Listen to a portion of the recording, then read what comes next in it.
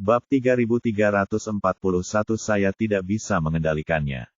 Bukan hanya banyak makhluk abadi yang menonton yang memiliki ide, tetapi juga keluarga Song berdiri di belakang dan mengertakkan gigi, berharap Tang Jianchen akan menamparkan Ye Bufan hingga babak belur. Namun yang mengejutkan, Tang Jianchen tidak bereaksi sama sekali setelah beberapa saat terkejut. Sebaliknya, dia berbalik untuk melihat Song Tan di sampingnya. Saudara Song, aku tidak bisa mengendalikan masalah ini. Kamu bisa menanganinya sendiri. Ada hal lain yang harus kulakukan. Pergilah. Setelah mengatakan itu, dia bahkan tidak menunggu reaksi Song Tan barusan, dia menghilang dalam sekejap. Mata semua orang yang hadir hancur, dan tidak ada yang menyangka adegan yang sama akan terjadi satu demi satu. Dia baru saja mencapai tahap awal Raja Abadi, dan sekarang dia telah mencapai tahap tengah Raja Abadi. Bagaimana bisa begitu kuat?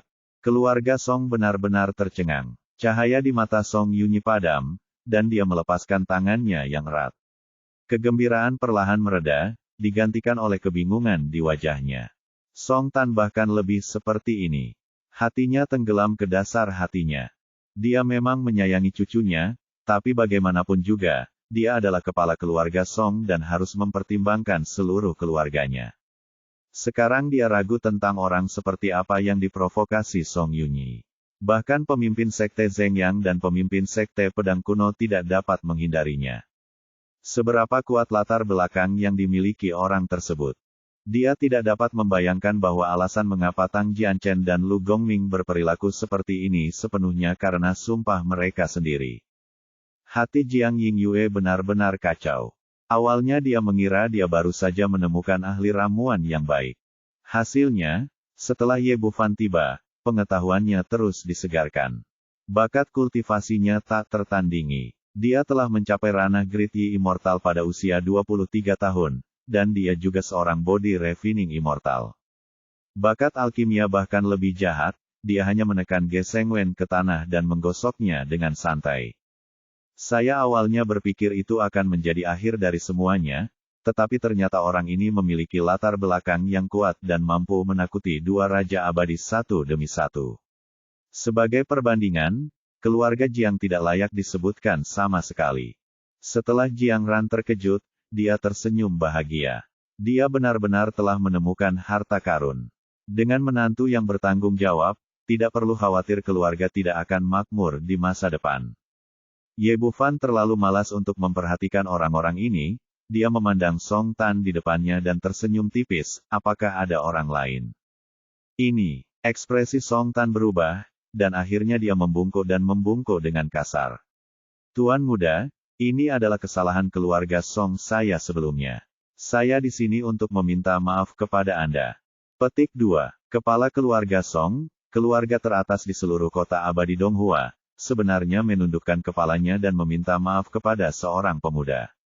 Tapi masuk akal kalau dipikir-pikir, lagi pula, statusnya terlalu istimewa.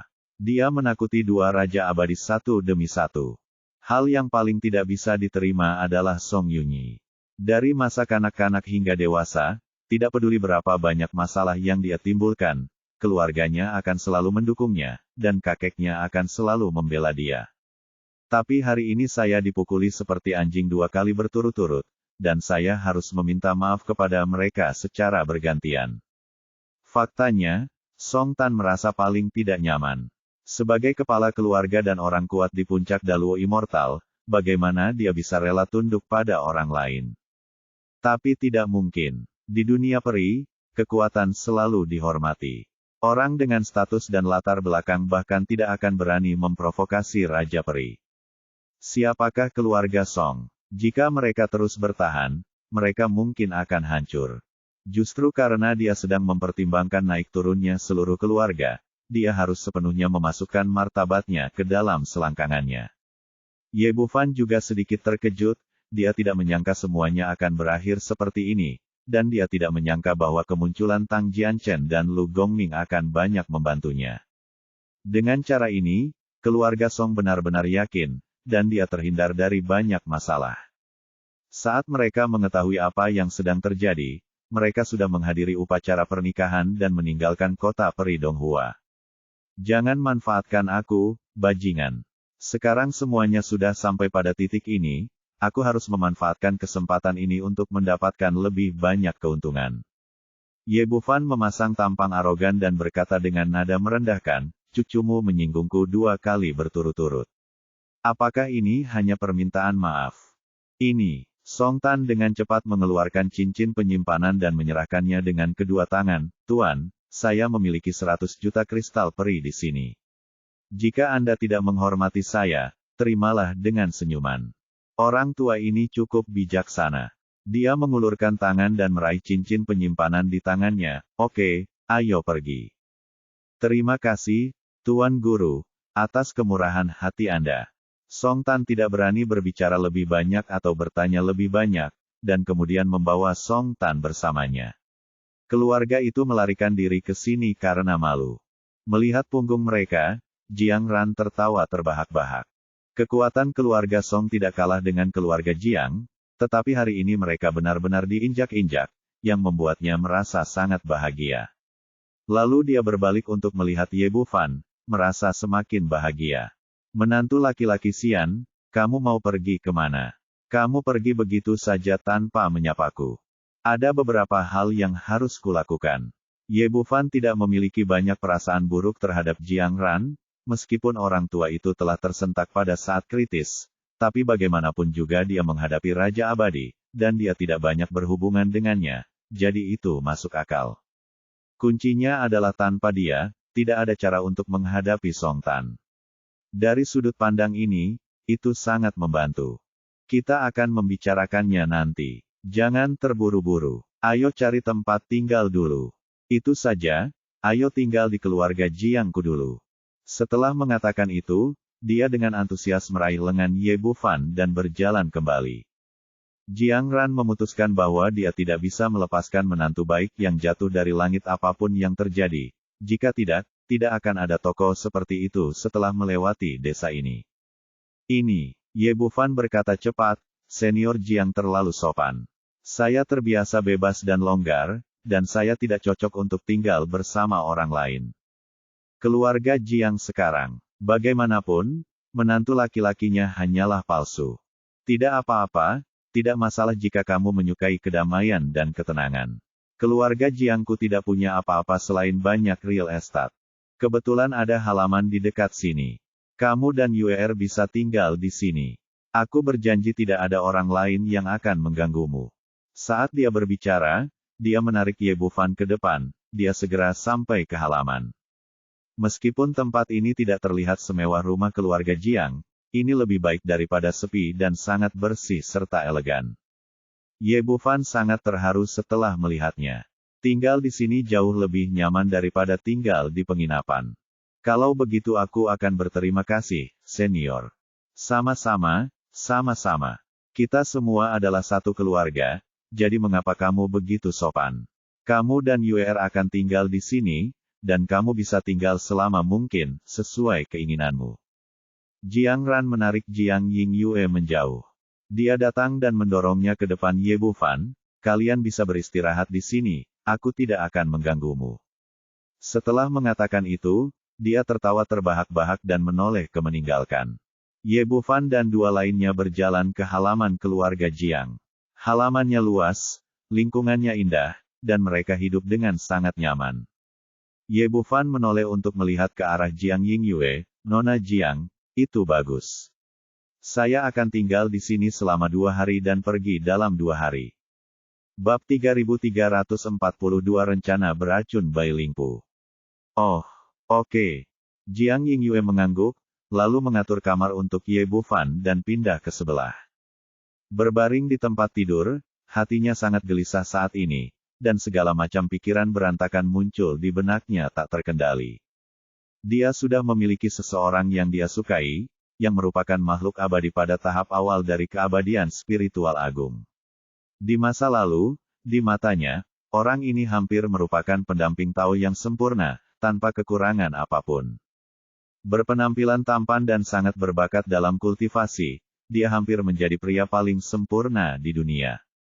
Jika orang itu tidak keluar untuk berlatih dan tidak kembali, dan jika Jiang Ran tidak terlalu terobsesi dengan ahli ramuan, dia tidak akan membawa pulang Ye Bufan. Namun saat ini, pria yang dulunya sangat terobsesi dan dikagumi tiba-tiba merasa tidak enak badan lagi. Setelah dipikir-pikir dari awal sampai akhir, sepertinya hanya rata-rata. Dari segi penampilan, mereka hampir sebanding dengan Ye Bufan. Mereka hampir tidak bisa dikatakan seimbang, tetapi dalam aspek lain mereka tidak ada bandingannya. Meskipun dia memiliki beberapa keunggulan dalam kultivasi, Ye Bufan baru berusia 23 tahun, dan dengan bakat monster seperti itu, dia pasti akan melampauinya di masa depan. Selain itu, dia juga seorang ahli ramuan yang luar biasa. Dengan kombinasi ramuan dan bakat, sulit untuk meningkatkan level kultivasinya dengan cepat. Mengenai identitas dan latar belakang, sudah jelas bahwa mampu menakut-nakuti kedua Raja Abadi adalah sesuatu yang tidak dapat dilakukan seseorang apapun yang terjadi. Seperti kata pepatah, Anda tidak takut tidak mengetahui barangnya, tetapi Anda takut membandingkan barangnya. Dulu, pria idamannya lebih baik dari pria lain, namun setelah Ye Bufan muncul, suasana hatinya tiba-tiba meredup. Jiang Yingyue percaya bahwa dia bukanlah wanita yang akan berubah pikiran ketika dia melihat sesuatu yang berbeda, tetapi untuk beberapa alasan, pada saat ini, pikirannya sedang kacau, dan sosok tinggi pria ini mau tidak mau muncul di dalam dirinya, pikiran. Ye Bufan menutup pintu. Apa yang terjadi di sini agak di luar dugaannya. Untungnya, dia akan pergi setelah menyelesaikan pekerjaannya, jadi seharusnya tidak ada masalah.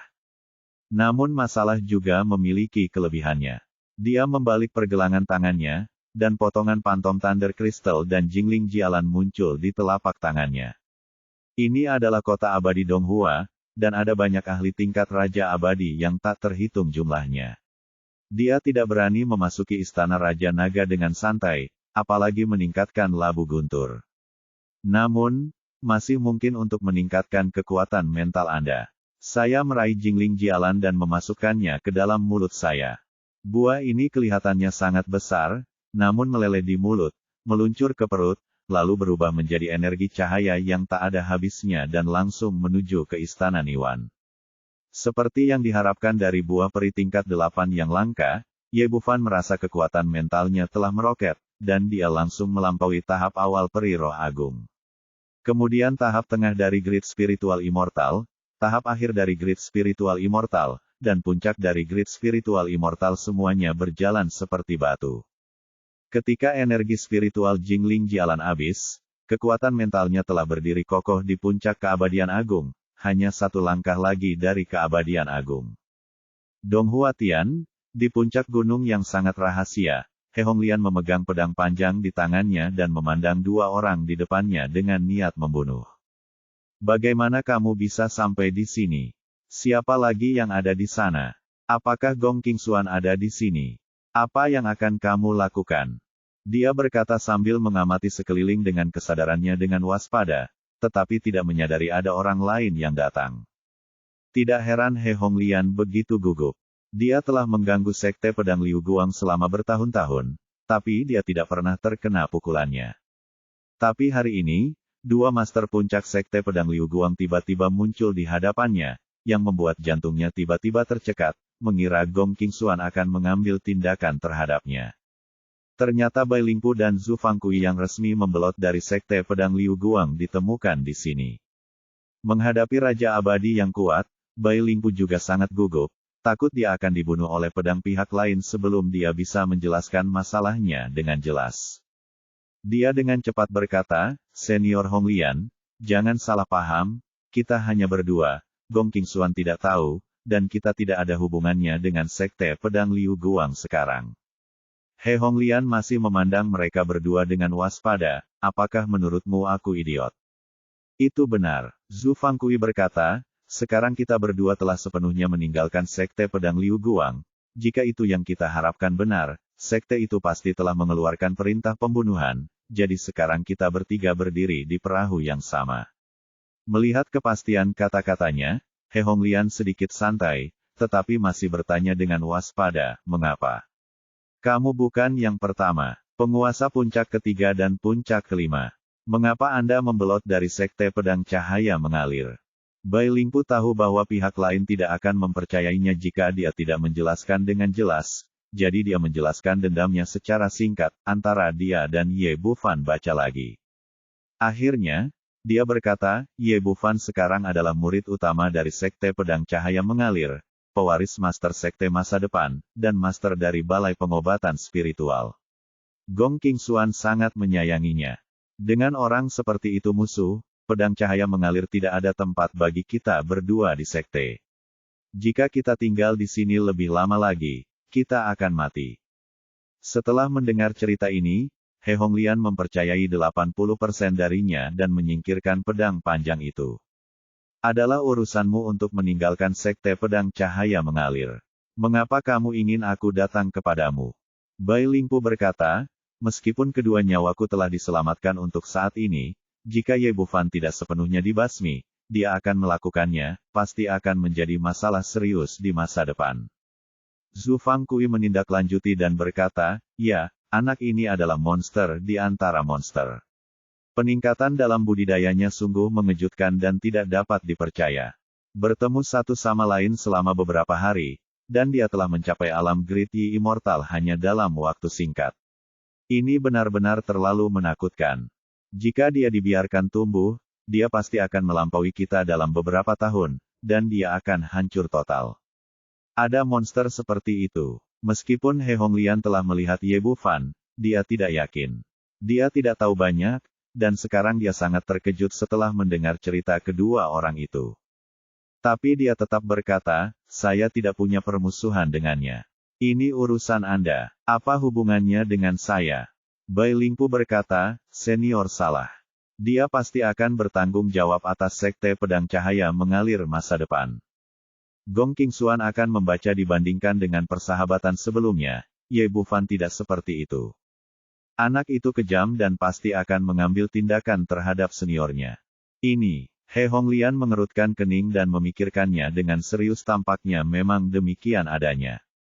Dia cukup mengenal Gong Qingxuan, dan biasanya tidak akan membunuhnya demi ibunya, tetapi situasinya akan berbeda jika orang lain bertanggung jawab atas Sekte Pedang Cahaya Mengalir. Setelah merenung sejenak, dia berkata, izinkan saya memberitahu Anda apa yang ingin Anda katakan, apa tujuan datang kepada saya. Wajah Bai Lingpu memancarkan sedikit rasa sinis, kita membutuhkan para senior untuk mengambil tindakan untuk memberantas sepenuhnya anak laki-laki itu bernama Ye. Haha, He Honglian tersenyum dingin, apakah kamu benar-benar berpikir aku bodoh?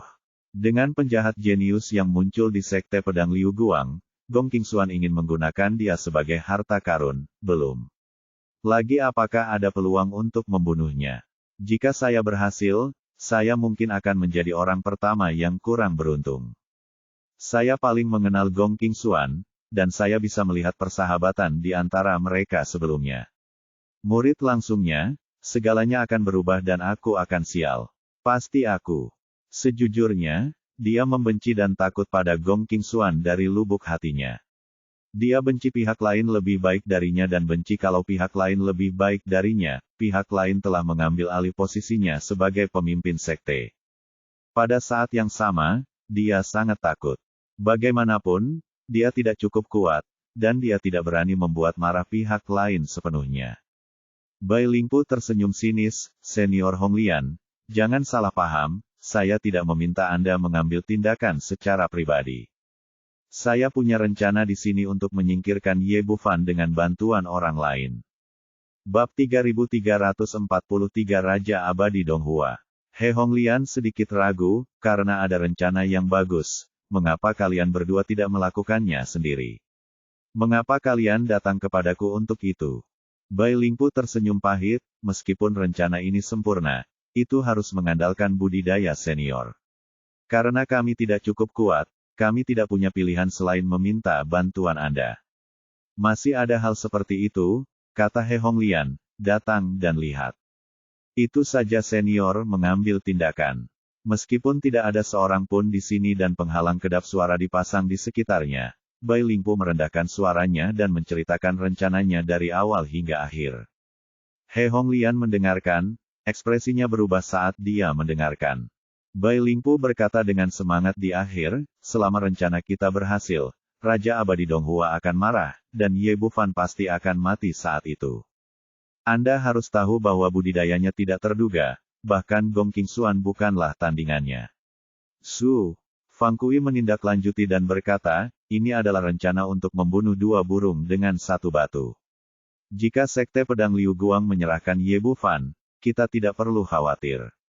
Jika Gong Qingxuan tidak ingin menyerahkan anak itu, di sana pasti akan menjadi pertarungan besar dengan Raja Donghua Tianxian. Meskipun dia kuat, dia tidak sebaik Raja Abadi dari alam surga, dan dia pasti akan kalah secara menyedihkan.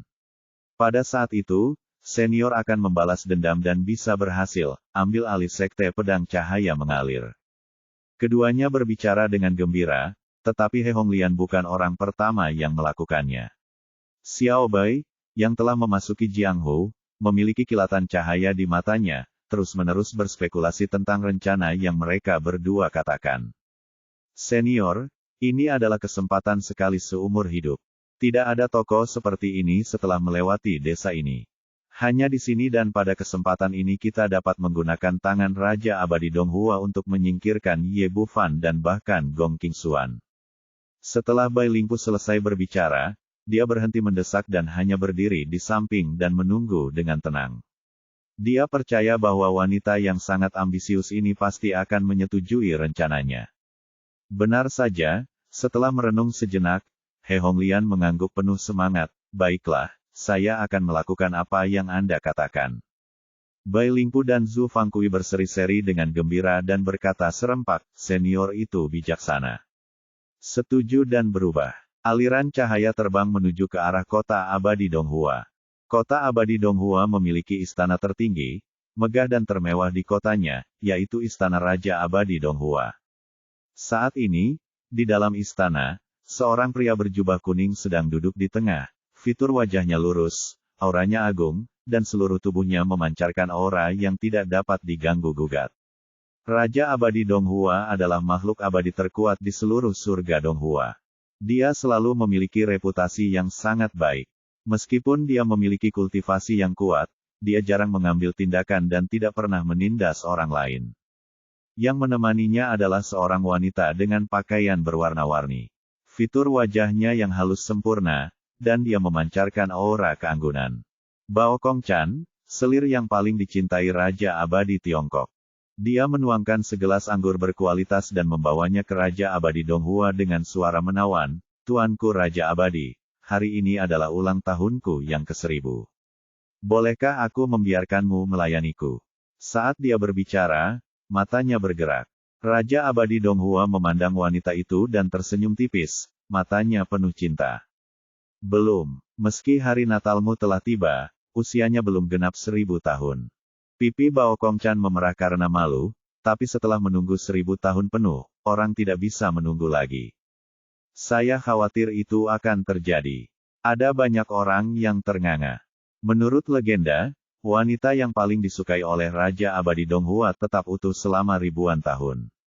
Tidak beberapa jam kemudian, Raja Abadi Donghua tersenyum, aku sudah memberitahumu sejak lama bahwa kamu adalah bagian dari tubuh Xuanzang dan kamu harus hidup selama 1000 tahun sebelum kamu dapat menyelesaikan pernikahan, jika tidak maka akan menimbulkan kerugian besar bagimu. Anda, petik 2. Saya berterima kasih kepada Raja Abadi atas belas kasihannya. Kata Bao Kongchan dan mengambil anggurnya sendiri. Setelah segelas wine, dia menjadi semakin menawan. Namun ada ekspresi kesedihan di wajahnya, yang membuat orang mengasihaninya.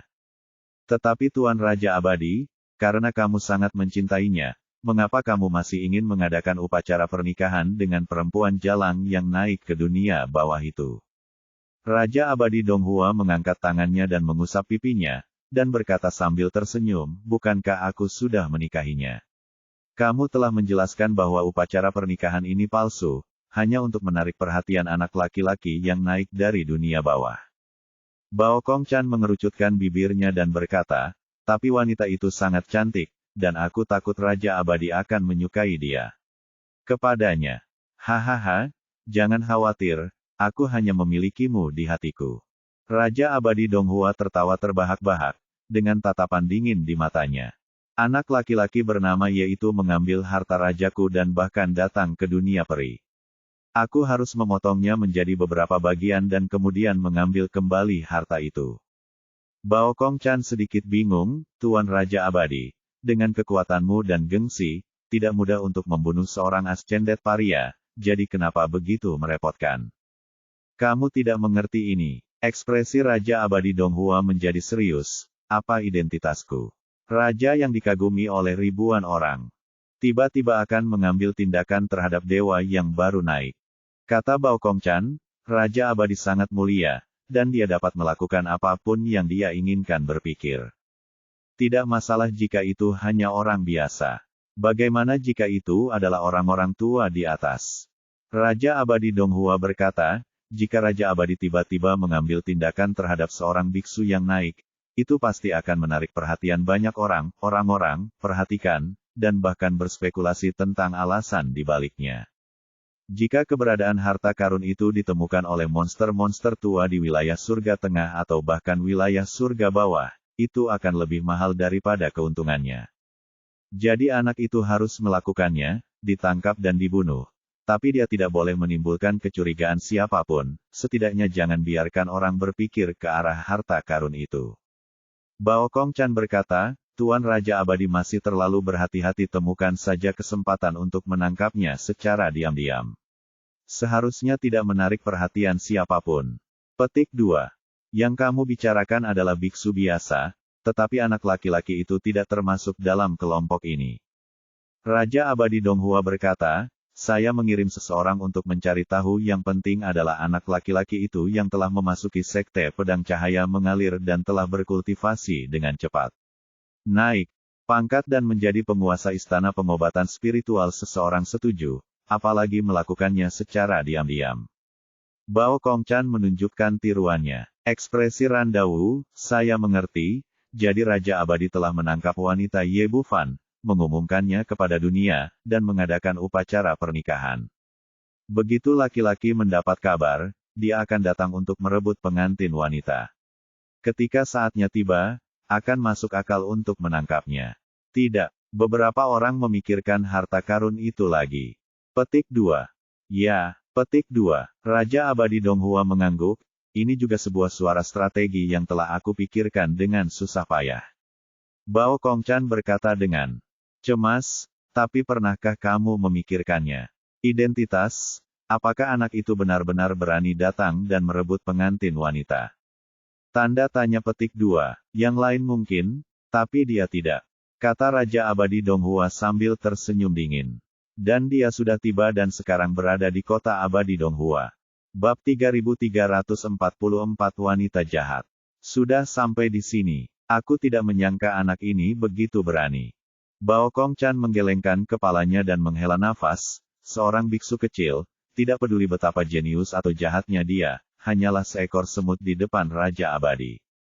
Petik 2. Seekor semut kecil berani datang ke sini untuk menimbulkan masalah. Saya benar-benar tidak tahu apa yang dia pikirkan. Raja Abadi Donghua mencibir, saya memiliki pemahaman yang jelas tentang identitas dan latar belakangnya. Meskipun ada banyak wanita dalam diri anak laki-laki ini, dia benar-benar yakin. Dia adalah seorang nimfomaniak. Dia akan mempertaruhkan nyawanya demi seorang wanita, jadi aku membuat rencana ini untuk menggaetnya. Petik 2. Adalah hal paling tragis dalam hidupnya jika semut malang itu menjadi musuh semut. Raja Abadi tampaknya merasa kasihan pada Ye Bufan, dia kemudian berkata, sekarang anak itu ada di sini, akankah dia diam-diam datang ke rumah Pangeran Abadi kita untuk menimbulkan masalah? Pangeran harus memperkuat pertahanannya.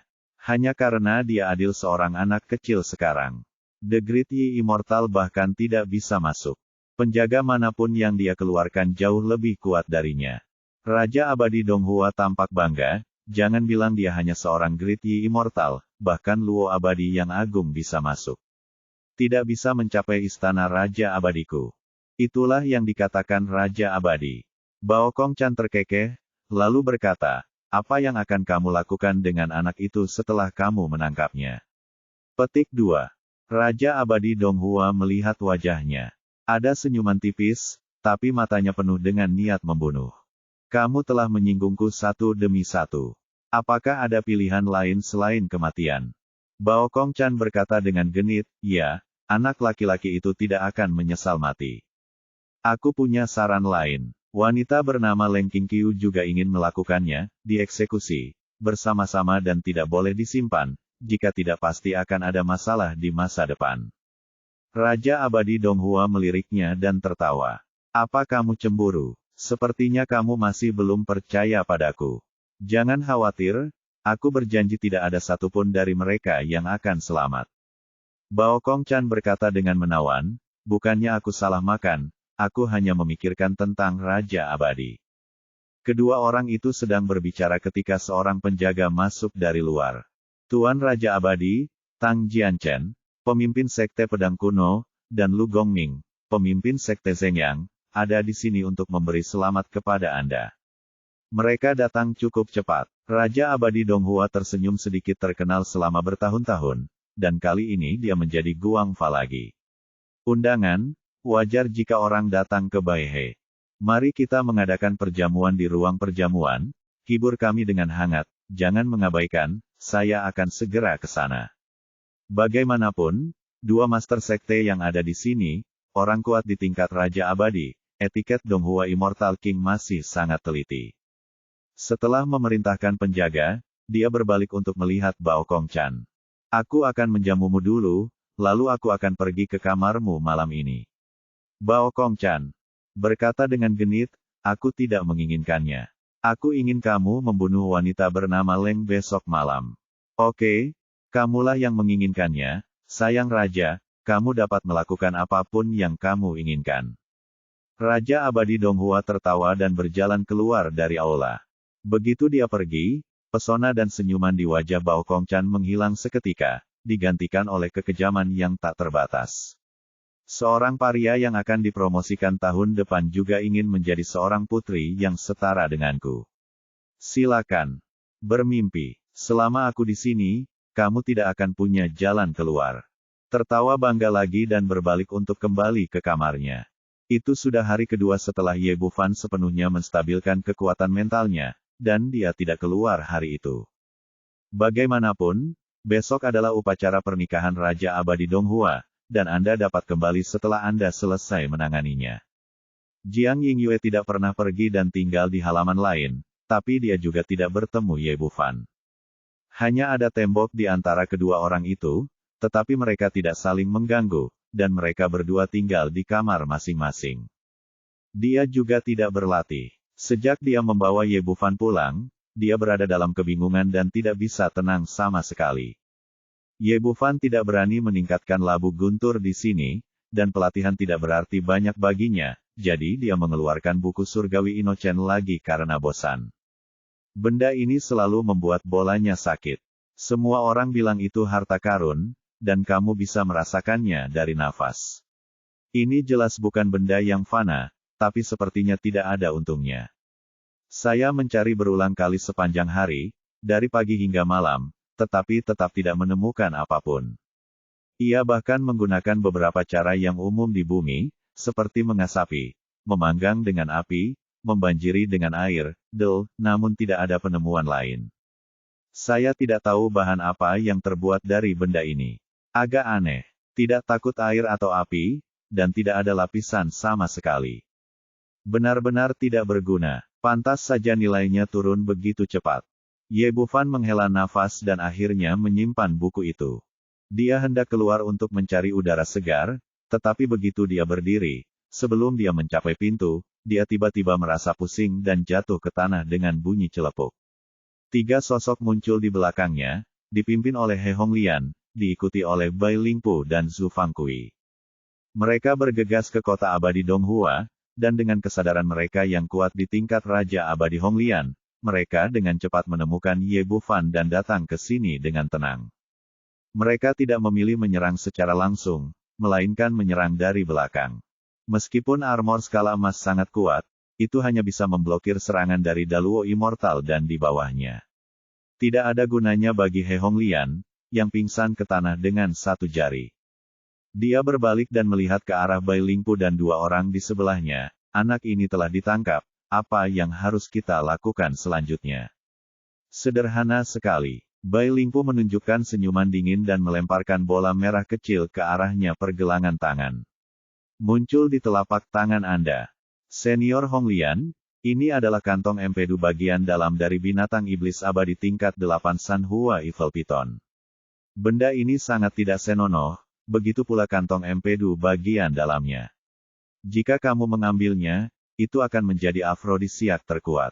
Belum lagi A kecil besar. Yi Xian, bahkan Raja Abadi pun tidak bisa menolak.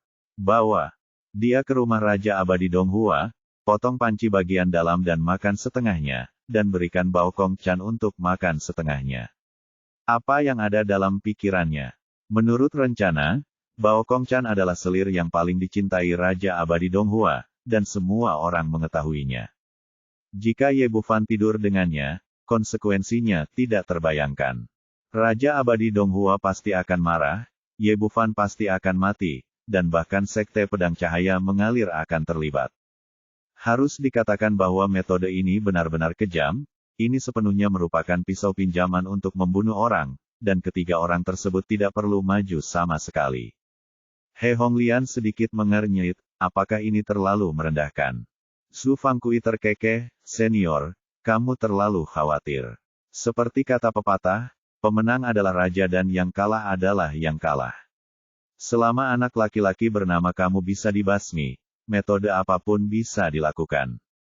Bai Lingpu menindaklanjuti dan berkata, senior, jangan ragu, ini adalah kesempatan terbaik. Jika Anda melewatkannya, Anda akan menyesalinya. Anda harus memanfaatkannya. Meskipun kedua orang tersebut membelot dari Sekte Pedang Liu Guang, namun ketakutan terhadap Gong Qingxuan datang dari lubuk hati mereka yang paling dalam, sehingga mereka tidak berani mengambil tindakan secara langsung. Setelah banyak pertimbangan, saya mendapat ide. Saya ingin menggunakan tangan He Honglian dan Raja Abadi Donghua untuk menyingkirkan Ye Bufan, dan yang terbaik adalah menghancurkan Sekte Pedang Liu Guang. Secara logika, rencana ini sangat mudah. Bahkan jika gagal, tidak masalah. Gong Qingxuan tidak dapat menemukan kesalahannya. He Honglian tidak berbicara lagi, hanya mengangguk sedikit, lalu meraih Ye Bufan dan langsung menghilang dari kamar. Bab 3345, Topi untuk Raja Abadi. Istana Raja Abadi Donghua dijaga dengan sangat baik, dan ada banyak master di istana, termasuk lebih dari selusin master kuat di level Daluo Immortal. Biasanya sulit bagi orang biasa untuk masuk, tetapi He Honglian tidak termasuk dalam kategori ini sekarang. Dengan budidaya tingkat Raja Abadi, tidak sulit untuk menghindari para penjaga itu. Agar tidak membuat Raja Abadi Donghua khawatir, dia tidak sepenuhnya menghilangkan kesadarannya, tetapi mencari di setiap ruangan di seluruh istana, dan segera menemukan lokasi Bao Kong Chan. Sebagai salah satu selir yang paling disukai, ini adalah halaman tersendiri, yang tidak hanya indah tetapi juga sangat sepi. Ada 3 orang kuat setingkat Daluoxian yang menjaga bagian luar halaman, tapi mereka semua dengan mudah dihindari oleh He Honglian. Saat ini, Bao Kong Chan sedang duduk di dalam kamar, memegang segelas anggur di tangannya, dengan senyuman tipis di wajahnya, menantikan masa depannya. Selama bertahun-tahun, dia menjadi yang paling disukai di mata orang luar, tetapi statusnya sendiri sangat jelas. Dia hanyalah selir biasa, dan jalannya masih panjang sebelum dia dapat mengambil posisi sebagai putri sejati. Aku tidak memikirkan apapun sebelumnya, berpikir bahwa segera setelah ulang tahunku yang 1000 tahun berakhir, aku akan bisa berhubungan seks dengan Raja Abadi Donghua. Dengan penampilan dan keterampilannya, seharusnya tidak sulit untuk duduk di singgasana putri sejati. Tapi setelah Ascendet Paria muncul, dia merasakan krisis yang luar biasa. Meskipun dia pikir dia tidak kalah dengan Leng Qingqiu dalam hal penampilan, sikap dingin dan kecantikannya dari lubuk hatinya tidak bisa dibandingkan dengannya. Karena itu, dia memiliki rasa rendah diri dan perasaan krisis di hatinya, jadi dia harus melakukan segala kemungkinan untuk membunuh pihak lain. Jika tidak, jika Raja Abadi Donghua benar-benar menikahi Leng Qingqiu, posisi putri sebenarnya mungkin tidak tersedia untuknya. Melihat bulan cerah yang terbit di luar jendela, hari sudah gelap, yang kebetulan terjadi saat dia dilahirkan 1000 tahun yang lalu. Bao Kong Chan masih sangat percaya diri dalam mendukung Raja Abadi Donghua. Meskipun pria ini bejat, dia tetap sangat menyayangi dirinya sendiri. Karena kondisi fisik Xuan Zhao, agar tidak membahayakan tubuhnya, dia telah menahannya selama bertahun-tahun dan menahan diri dari hubungan seksual, yang membuatnya merasa percaya diri dan tergerak hatinya. Sialan tak tersentuh, Raja Abadi adalah milikku, dan kamu tidak akan pernah bisa mengambilnya. Dia bergumam pada dirinya sendiri, lalu meminum anggur di tangannya, dan ekspresi keganasan melintas di wajah cantiknya. Tunggu saja, aku akan membiarkanmu mati lusa. Setelah mengatakan itu, dia berdiri dan bersiap untuk istirahat, tapi tiba-tiba penglihatannya menjadi gelap dan dia benar-benar kehilangan kesadaran. He Honglian muncul di kamar sambil menggendong Ye Bufan, mengangkat tangannya untuk meraih Bao Kong Chan, dan melemparkannya ke tempat tidur besar di sebelahnya. Hei, ternyata dia memiliki tubuh yang sempurna, apa yang terjadi? Dia sedikit terkejut di dalam hatinya, dan dia tidak mengerti mengapa dia belum kehilangan keperawanannya meskipun dia adalah putri Raja Abadi Donghua. Tapi ini tidak penting, sempurna atau tidak mempengaruhi rencana sama sekali. Dengan lambaian tangannya, pakaian kedua orang itu langsung berubah menjadi pecahan yang tak terhitung jumlahnya dan tersebar ke segala arah. Seperti yang diharapkan dari selir tercinta Raja Abadi Donghua, dia sangat cantik. Aku telah memberimu keuntungan sebagai seorang pemuda, jadi aku bisa menjadikanmu hantu romantis. He Honglian tersenyum dingin dan mengeluarkan kandung kemih bagian dalam dari ular piton jahat berbunga 3, membelahnya menjadi 2 dan memberikannya kepada 2 orang. Benda ini memang sangat efektif. Hanya dalam beberapa tarikan napas, lingkaran cahaya merah muda mulai terlihat pada mereka berdua. Hahaha, ini menarik. Raja Abadi Donghua, Gong Qingxuan, saya harap Anda puas dengan hadiah yang saya berikan kepada Anda ini. Setelah mengatakan itu, dia mengangkat tangannya untuk membuka blokir mereka berdua, dan kemudian meninggalkan tempat itu dalam sekejap. Segera muncul di sebuah bangunan kecil di luar istana Raja Abadi. Bai Lingpu dan Bai Lingpu sedang menunggu di sini dengan cemas. Ketika mereka melihatnya kembali, mereka segera melangkah maju dan bertanya dengan penuh semangat. Senior, bagaimana? Apakah berjalan dengan baik? Apakah perlu dikatakan? Saya melakukannya sendiri, bagaimana mungkin ada kesalahan? He Honglian berkata, kedua orang itu sudah tidur bersama. Obatnya akan segera bekerja. Tunggu saja dan lihat pertunjukannya. Su, Fang Kui berkata sambil tersenyum, hahaha, sungguh menarik untuk memikirkannya. Raja Abadi Donghua He akan menikah besok, tapi dia tidur dengan selirnya hari ini. Betapa marahnya dia. Wajah Bai Lingpu penuh kebanggaan setelah plotnya terungkap, apakah perlu dikatakan bahwa dia akan dibunuh 1000 kali. Sialan, mungkin kamu akan marah dengan sekte pedang cahaya mengalir. Zhu Fangkui berkata, apakah kamu ingin menemukan cara untuk memberitahu Raja Abadi Donghua? Idiot, apakah kamu ingin mati? He Honglian memelototi dia, kultivasi macam apa Raja Abadi Donghua itu? Sekarang dia telah mengambil risiko besar dan berani melaporkan berita. Bukankah itu meminta kematian? Jika ada kekurangan yang terungkap, tidak satu pun dari kita bertiga akan mampu untuk pulih. Zhu Fangkui juga menyadari tidak, dia berkata dengan wajah sinis, saya hanya berbicara santai, hanya berbicara. Bai Lingpu berkata, Senior Honglian benar, ini adalah kota abadi Donghua, dan Donghua Abadi Raja juga dikenal sebagai orang nomor 1 di Donghua Tian. Jadi kita harus berhati-hati. Ini adalah akhir dari masalah ini. Kita tidak boleh berpartisipasi dalam sisanya. Jika Raja Abadi Donghua mengetahui bahwa kita melakukan hal-hal ini, konsekuensinya akan terjadi pasti berbeda. Ye Bufan sangat baik. Su Fangkui mengangguk, memang benar aku terlalu ceroboh. Kita hanya perlu minum teh dan menonton pertunjukan di sini. Bai Lingpu mengangkat tangannya dan melambaikan secangkir teh. Meja muncul di depan mereka, dan mereka bertiga duduk di sini, menyeruput teh, dan menunggu untuk mengamati apa yang terjadi di istana Raja Abadi. Ye Bufan bermimpi bahwa dia kembali ke bumi dan bertemu dengan orang yang dia rindukan. Qin Cucu, An Yimo, Su Ruyue, Nalan Yujia. Singkatnya, semua orang yang dia pikirkan siang dan malam muncul di hadapannya. Xiao Fan, kamu kembali. Xiao Fan, aku sangat merindukanmu. Xiao Fan, ayolah. Banyak wanita mengelilinginya untuk beberapa saat. Amarah Nalan Yujia semakin membara. Tanpa ragu-ragu, dia melepas semua pakaiannya. Jangan cemas semuanya, luangkan waktumu.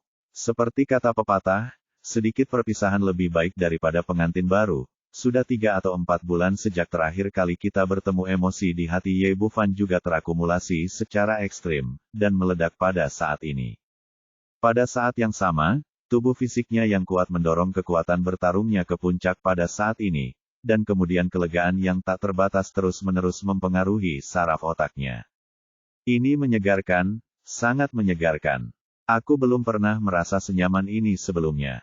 Semakin dia bertarung, dia menjadi semakin berani. Segera Nalan Yujia dikalahkan dan digantikan oleh Su Ruyue, dan Su Ruyue digantikan oleh Qin Cucu. Entah berapa lama dia tiba-tiba aku terbangun dan menyadari itu hanya mimpi. Tidak, ini sepertinya bukan mimpi. Jelas ada seorang wanita di pelukanku. Ye Bufan terkejut, otaknya berputar cepat, dan dia dengan cepat memulihkan ingatannya sebelumnya. Saya diserang di halaman keluarga Su dan kehilangan kesadaran. Bagaimana saya bisa muncul di sini?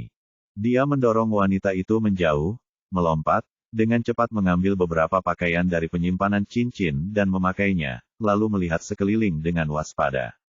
Tidak ada bahaya, tetapi lingkungannya asing dan orang-orang di depannya juga asing. Wanita ini sangat cantik, dan kulitnya yang putih dan lembut dipenuhi memar dan lebam, yang menunjukkan betapa tragisnya pertempuran yang baru saja terjadi. Mungkinkah dia bersamanya di dalam mimpi? Ye Bufan bingung, tidak mengerti apa yang sedang terjadi. Pada saat ini, Bao Kongchan juga sadar kembali dan menatap pria di depannya dengan kaget. Siapa kamu? Kedua orang itu berkata serempak, sama-sama menanyakan pertanyaan di dalam hati. Saya sangat berhati-hati dengan bagian terakhir ini, karena takut Anda tidak melihatnya jika saya tidak hati-hati. Tidak ada cara lain, cari tahu sendiri jika Anda tertarik. Sekian dulu untuk bab ini, terima kasih.